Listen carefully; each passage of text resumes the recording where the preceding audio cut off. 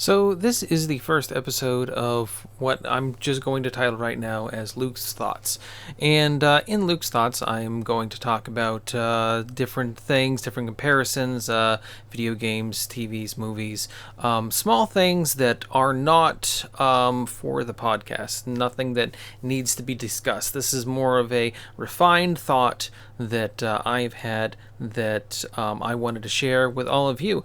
And so tonight, the first one that I wanted to talk about was the comparison of Cyberpunk to Radiohead.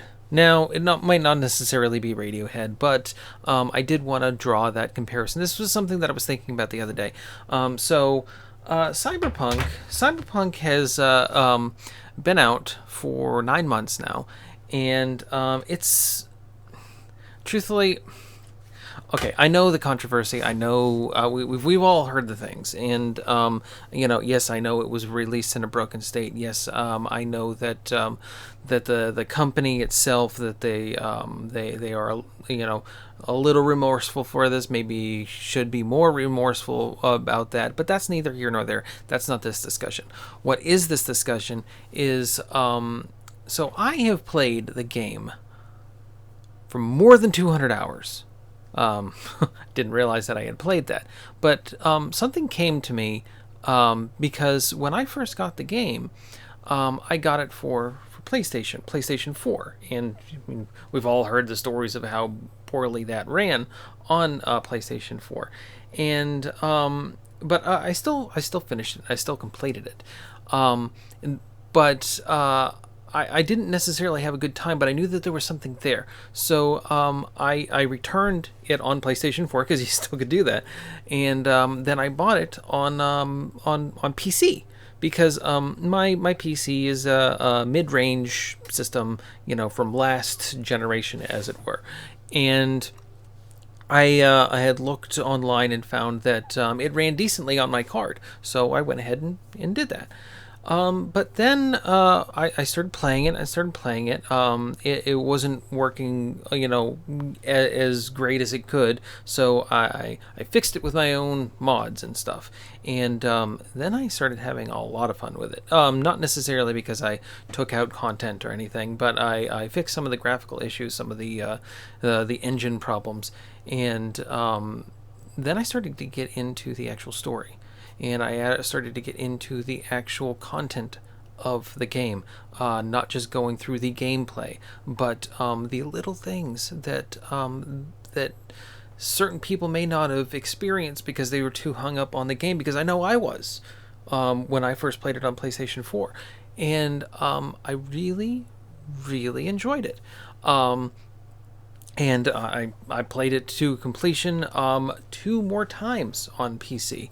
And then later on, it was on sale for PlayStation 4 or PlayStation 5, and I was anticipating getting a PlayStation 5 here soon, and I knew that the PlayStation 5 that they had planned for a PlayStation 5 version of the game. So I just decided to get it. It was $20 at Best Buy, so I went ahead and got it. That's this copy right here, and it came with a nice steel book. It's upstairs, but it really nice.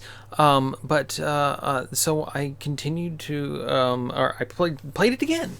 And I played it again. I didn't have a PlayStation 5 at the time. I played it on PlayStation 4, and it ran surprisingly much better than when it first launched. But I mean, there was many patches, so I played it quite a bit. Well, then I finally got a PlayStation 5, and man, that is the definitive experience right now, is to play it on PlayStation 5, even without the PlayStation 5 optimization. So but I'm getting off topic. I wanted to bring this up because I wanted to make a comparison. So the comparison that I made was that, so any fans of Radiohead knows that, sometimes on that first listen, it's not the best thing in the whole world.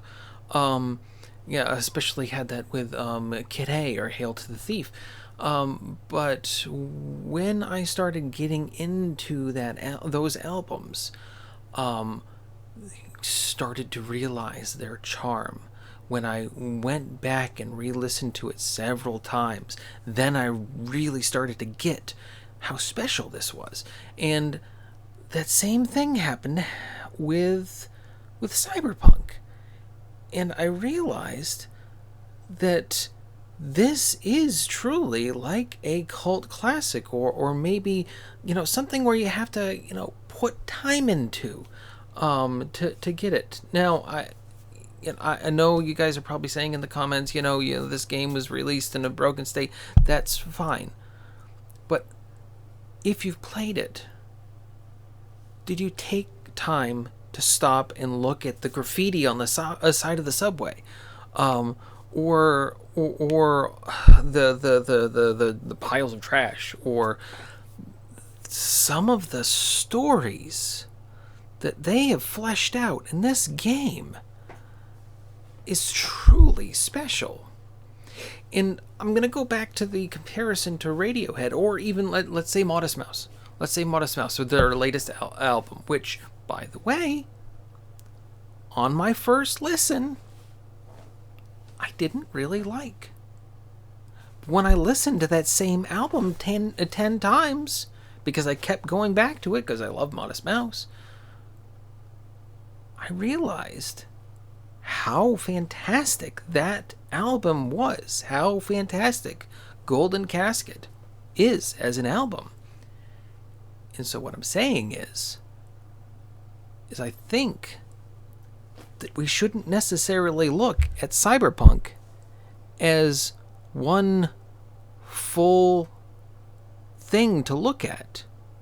We should look at it as songs or albums. Maybe there's one song or one piece of the game that isn't very good. But then there's other songs, there's other storylines that are so unique and so special. And they're worth your time. Now, I do know that there are some games, some installments from these companies, from these bands, like, for instance, going back to Radiohead, In Rainbows, instantly a classic, instantly fantastic. You've listened to that first track and it just hits you, CD Projekt Red, Witcher 3. You boot that up and you instantly know it is fantastic, and it's something that should be truly appreciated. But that doesn't get by the fact that Cyberpunk should be appreciated.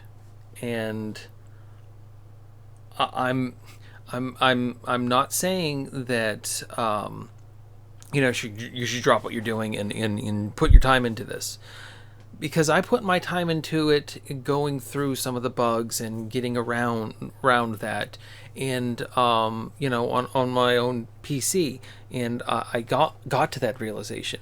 And what I'm saying is that when they do, hopefully here, first quarter next year, because it looks like it's delayed, when they come out with that PlayStation optimization, with that PlayStation 5 optimization, if you have a PlayStation 5, you should give this game a chance, a real solid chance, because it's fantastic. There's some things truly special in it. There are so many storylines. There's so much thought into this game. So much time put into it. And I really think that if you haven't tried it, that you give it a second chance, especially if they come out with when they come out with that optimization.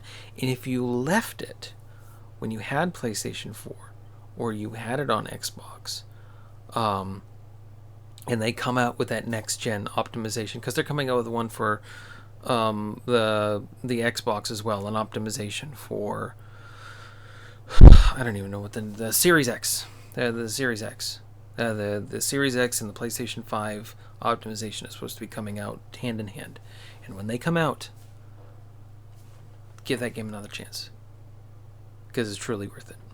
So, anyway, this was Luke's thoughts. This is a YouTube-only version. I'm not planning on publishing this up on Anchor as a audio version. If you guys want to, I might compilate a bunch of them together and then throw them up on Anchor as a compilation episode. But right now, this is just a YouTube thing. And I just wanted to put this out there and get you guys' thoughts. So feel free to message me. Hit me up on the link tree, and all the links point to all the other places. And hit like, hit subscribe if you like this. If you didn't, hit dislike. I don't care. The algorithm likes interaction. So if you give me a dislike, somebody else will have a chance to dislike it. I don't know. Anyway, this has been Luke Hersey with the Luke's thoughts on RGCWV, a random geek culture in West Virginia. And thanks for watching.